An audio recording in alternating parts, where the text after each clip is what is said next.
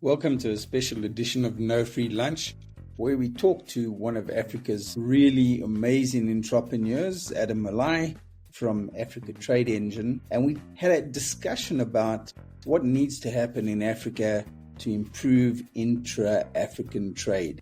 The thing for me that has long been a bugbear is you spoke about the Africa trade to Africa. It's about 20%. 20%. My number is 18%, but it's little. It's small. Yes, it's tiny.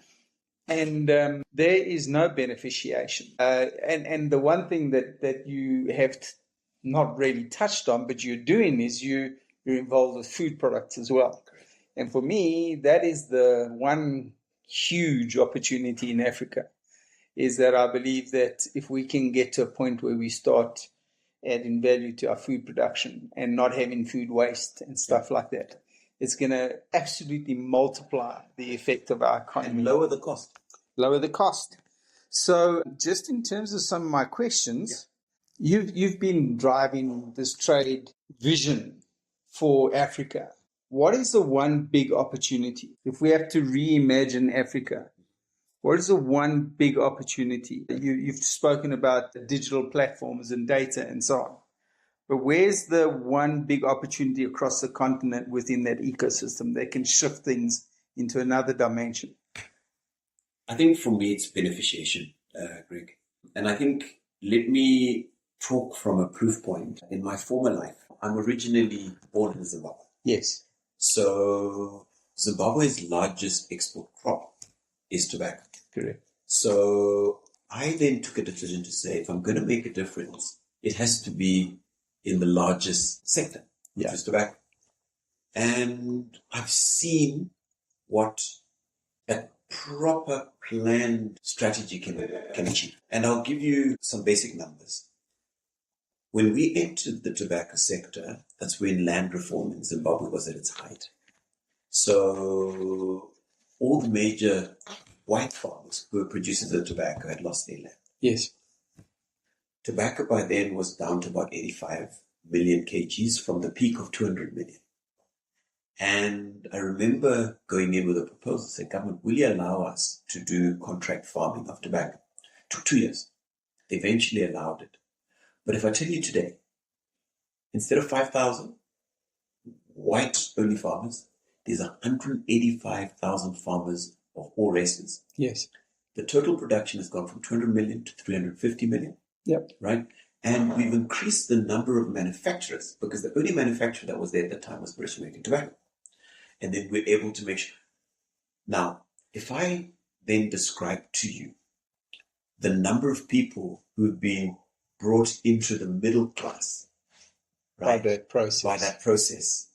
Those are the proof points, I think, for me, Greg, in terms of what is going to move the dial. So when we're speaking about sheer value chain in Benin, today, Benin is getting, in my view, 15 to 20% of the value that they should get. Yes. Sheer. Why? They're exporting it as sheer nuts, right? Just by coming in and doing the primary processing within the communities, we change the lives of the communities. Yeah. We give them better value. They start earning more from their share nuts. Yeah. We add value at that level. We then take it centrally to Cotonou, where we'll then process it now into all different forms of shea products, which are from 5 to 12 times the value of shea nuts. Correct. Right? That's what we did in my first life, which I exited now 2-3 years ago. But I saw the transformational impact. I'm talking about taking gas. That's why I've gone in to see Aliko Dangote. 3 weeks ago, we had a discussion. And the key there was, how do we take part of what they're flaring and move it into our value chain? Now, Yes. if you look at what's being flared, that has ESG challenges. Yes. Right? It's being thrown away. Now we're saying we're going to take that waste, process it into propellant, Yes. to now facilitate all these aerosols that you see. Today, West Africa is importing almost $5 billion of aerosol. There is not one can of deodorant or any other aerosol product of that nature that is manufactured in West Africa. That's crazy. It's currently all imported. Yeah. And that's what we are all going in to transform and change that narrative where you have $5 billion of product that can be very easily manufactured because the raw material is all there. But it's never been processed to cosmetic grade butane. It's always been processed to heating butane. Yes. So people would just buy it, use it for heating, use it for cooking, use it for all of that. But never convert it to a cosmetic grade product that we then use for local. Now they get the product in the market for cheaper, right? And we create employment. Our Benin facility is going to, in the first 12 months, probably employ 1,200, 1,400 people, right? Here, within our first 12 months of setting up, we've created employment for now over 750 people. It's remarkable. Right? So when we came in here, there were 50 people who were employed by this place. Today is over 750, right? So for me, that's the major transformational impact of industrialization, is localization of opportunity. Now, take those 750 people. Today, they're looking at you, Greg, and say, how do we come into your house and steal? How do we take from your car? Tomorrow, we give them that opportunity. Yeah. They're now going to buy consumer goods. Correct. They're now also contributing to tax. They're now growing the cake for the economy. Now you can create better healthcare. Yes. Now you can create better education. Now there's more resources, if they're managed effectively, to improve the well-being of the general. That's why I said it must be inclusive growth. I agree. And that inclusive growth comes from bringing in more people into the work net, more people becoming productive, more people becoming consumers, yes, more people contributing to assisting those who are less privileged and actually need assistance. So in terms of identifying where those market gaps are, you've spoken about the connection between the retailers, the data that you're pulling in from the retailers. You've spoken about how you're identifying products with high weight, for instance, coming in from bulky products. Bulky products that can be manufactured cheaper here simply because of the cost of transport. Then there's things like cocoa and coffee that Africa produces in large quantities that is sold in its raw form, and the beneficiation takes place externally. So we're not exporting only the value, we're exporting the jobs. Correct. We're exporting the opportunity to improve the livelihoods of the locals, right? And I think that's the part that Africa had failed to identify prior. Yes. So for me, my whole life has been about beneficiation. The start of my productive life, when I finished my degree in Canada, I got back home and decided I was going to be in business. Yes. I never applied for any job. I went straight into entrepreneurship. But my biggest decision was that I was going to go into beneficiation. Yes. So from when I've started my journey, it's been about beneficiation. I mean, you know the Falkirk Potjie pots? I used to make those in Zim for Falkirk. Oh, wow. Right? We've been involved in when Anglo sold Samanco. We bought their Zimbabwean asset, which was called Zimbabwe. So we were taking chrome ore and converting it to ferrosilicon chrome, high carbon chrome. Right? So my whole life has been on the issue of industrialization. So that's why it's not something for me that is an issue of a dream or an aspiration. It's all I've done in my life. So now we're just going into more sectors to now participate in sectors which we believe can have really significant impact. Africa all along was out of the net. But if you look at China today, China is now producing higher up the value chain. Yes. So there's leaving a gap there in the lower end of the value chain. That's true. And that's the gap that we have as Africa. Yes. To come in where the Chinese were producing these low-cost goods. Now they're producing high-value goods. I mean, you look today at the car dealerships. There's more Chinese car dealerships than there are vehicles, all of them. So they've moved up the value chain. Somebody needs to fill that gap.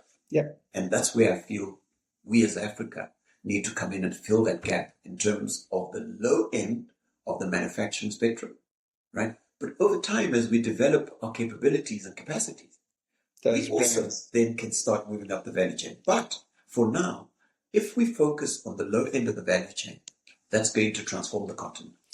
So if you even take examples of GWM in China, and GWM started in the local markets here as a low entry vehicle. Look at it today with Haval and all these other brands that they've added onto that. They're producing incredibly good value cars, but they are top end. But did you see how they did it? Yes. They learned. They learned as they went along, and they started creeping into new brackets, introducing new models. They learned. They were even smarter in their learning. What they did, they invited Elon Musk to set up there. Yes. When he set up there, he didn't have a requirement to have a local partner. Yes. They broke their rule for him. They rolled out the red carpet for him, gave him everything he needed. Yeah. But the Chinese were very smart, because by setting him up there, what did he need?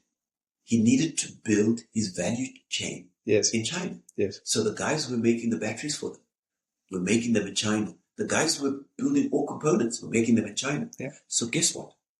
GWM could now buy from the same manufacturers for Elon to now start making their vehicles at the same quality as Elon. Yeah. Right? So we also need to be strategic. I agree. And I think that's where we as entrepreneurs come in, where we look at things and are able to say, right, let's be strategic, guys. Let's develop this and develop this value chain gradually and then take it up to the next level. But for now, I don't think the world will turn their head when they hear that we as Africans are now making these low value items. No. They're not interested. Yeah. Right? But as we learn from that, we'll be developing our capacity to now start going up like GWM. And developing skills bases and developing brands. Ultimately, what happens is, why don't we have an African coffee brand that is a Nestle? Yeah. And that is what I love about your process, by the way, is that you're not just looking at distribution and so on. You're looking at the entire thing, including the marketing, including the branding, all of those things, market acceptability and providing market access. Yeah. So last question for you. I know you pressed for time, but I appreciate you coming, so I'll give you all the time we need. Just in terms of, you've taken startups, you've built industry, you've found gaps in the marketplace.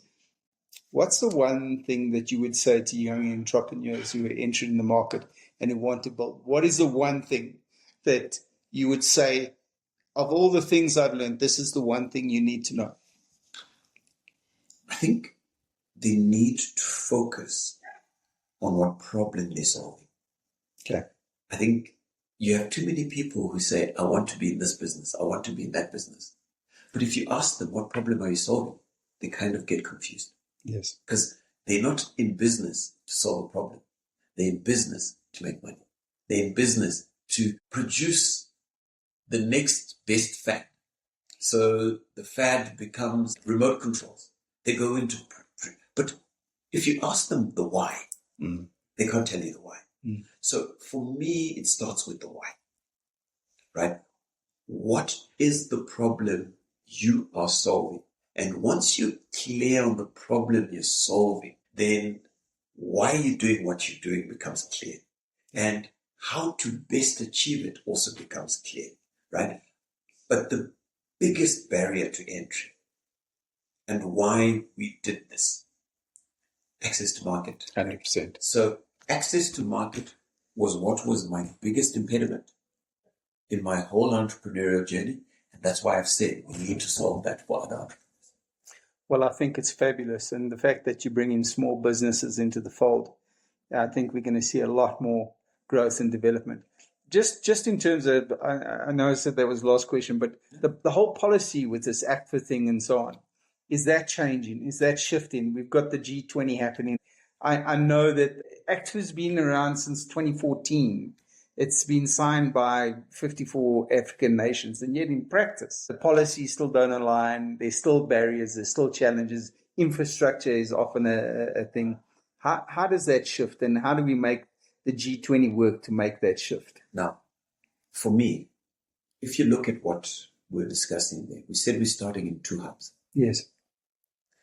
Why? Because the regional cooperation is working. Yes. Right? If you look at ECOWAS, it's working. Mm. If you look at SADC, it's working. So our focus is today not trying to go and reinvent the wheel. Let's work with the tailwind, not create a headwind. Okay. Right? So the tailwind is the regional cooperation is working. So let's work within that region first. Let's work within that region first. Let's get that region each of those regions to work as an ecosystem. And then once you've got that working well, then you can do the cross-regional play where you're now trying to really leverage the AFCFTA. But today we're leveraging the regional cooperation pacts, not yet trying to leverage the full AFCFTA, because we know it comes with a lot more work and a lot more headwinds. So we're saying let's work in areas that are already developed. The regional cooperation works. So let's develop. So that's how we're approaching the challenge, by approaching it from a regional level. And then only once that's done, then look at cross-regional. Fantastic. Thank you very much.